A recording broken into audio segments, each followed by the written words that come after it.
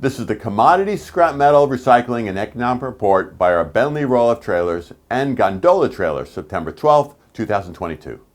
U.S. weekly raw steel production fell to 1.715 million tons as the Federal Reserve's interest rate hikes are slowing the U.S. economy. The U.S. dollar index, the U.S. dollar versus other global currencies.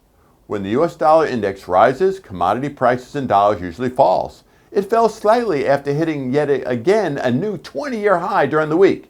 This was on the belief that Wall Street already priced in an aggressive 0.75% interest rate hike for this month. WTI crude oil price fell to $86.22 a barrel on concerns over China's slowing economy.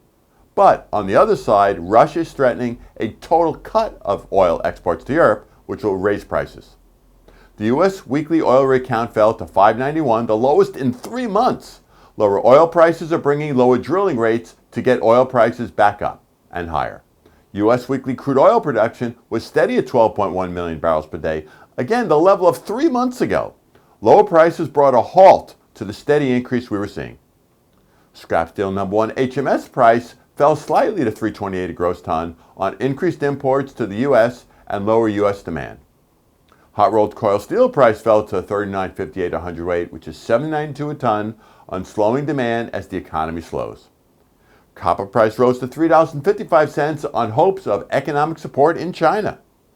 Aluminum price was steady at $104 a pound, near a 12-month low on record high aluminum production in China, but less in Europe. China's August trade balance fell to a positive $79.4 billion as imports rose slightly at 0.3%. This was also on a softer rise in exports and factory disruptions due to COVID. Now the U.S. trade balance for July narrowed to a negative $70.7 billion as exports hit new highs. Imports declined as U.S. consumers bought less imported goods. U.S. August new vehicle sales fell to 13.2 million annualized as shortages of new vehicles hurt sales. The U.S. 30-year home mortgage rates rose to 5.89%, the highest since 2008, but nowhere near the about 18% of the 1980s. The U.S. August civilian labor force rose to 106.75 million people, the highest in American history. This is good news as it's going to help the economy as it slows. Wall Street's Dow Jones Industrial Average rose 834 points to 32,152.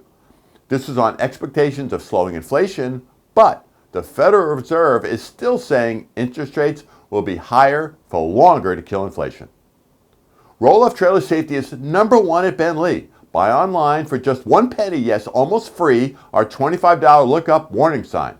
Also buy our hoist-up warning strobe in $95 or $269 versions.